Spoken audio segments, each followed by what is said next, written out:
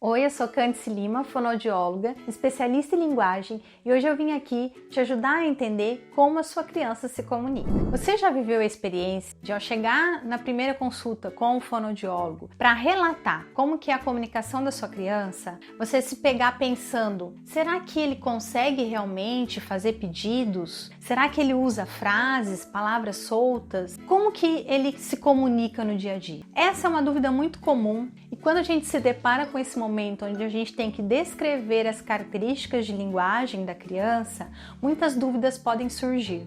Toda essa caracterização da linguagem é importante para o profissional da fonoaudiologia para que a gente consiga montar um plano terapêutico da criança e, mais do que isso, no momento ainda anterior ao plano terapêutico, elencar quais serão os instrumentos que a gente vai utilizar na nossa avaliação. Então é muito importante que a família entenda o seu papel fundamental nesse momento e que a gente consiga de fato caracterizar toda a comunicação dessa criança. Uma das formas da gente auxiliar essa família nesse processo de identificação aí das características da comunicação é passando para ela uma espécie de quadro para que eles possam preencher e aí identificar ali em cada momento qual foi a reação da criança, né, o comportamento da criança, e também entender como que esse adulto, como esse pai, essa mãe, esse cuidador se comporta frente ao comportamento da criança. Então, pensando aí na ideia da análise do comportamento de cada,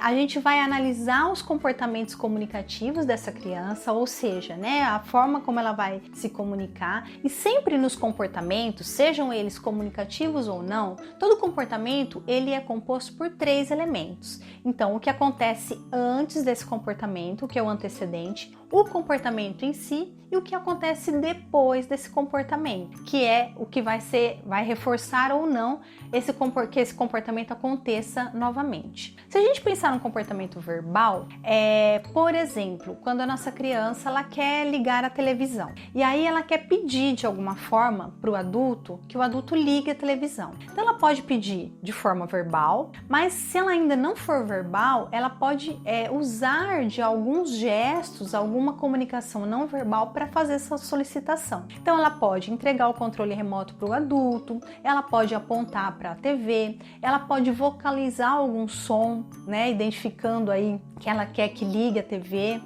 E aí, então, o desejo dela de ligar a TV é o que acontece antes, né? É o que antecede esse comportamento da criança. E aí, qual que é o comportamento da criança? Esse comportamento de agir para pedir para o outro que auxilie nesse processo. Então, o comportamento da criança é ou apontar, ou vocalizar, ou falar. E qual que vai ser o resultado disso? Ou seja, como que o adulto, como que a pessoa que está ali com a criança vai agir a partir dessa situação, desse comportamento da criança? Esse adulto, ele vai ligar a TV, ele vai dizer não estou entendendo, ele vai ignorar. Então, conforme esse adulto se comportar também frente ao comportamento da criança, essa criança vai voltar a repetir essa ação ou não, ou buscar outras maneiras de tentar se expressar. Quando a gente consegue fazer, né, mensurar aí,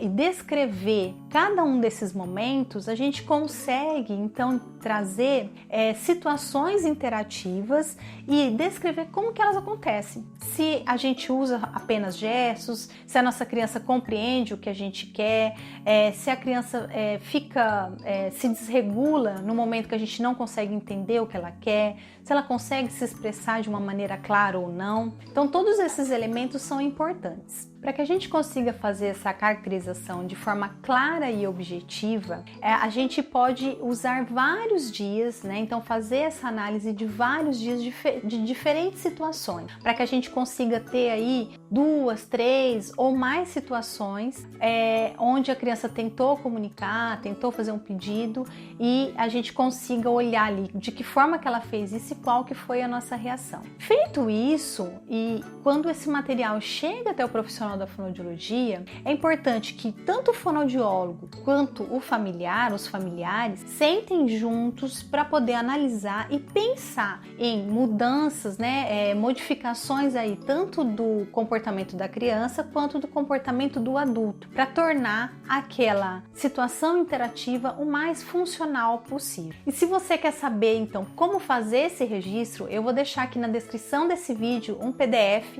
contendo esses itens para que você possa imprimir e fazer o seu registro. Se você gostou desse vídeo, curte, compartilha e não esquece de se inscrever aqui no canal. Até o próximo vídeo. Tchau, tchau!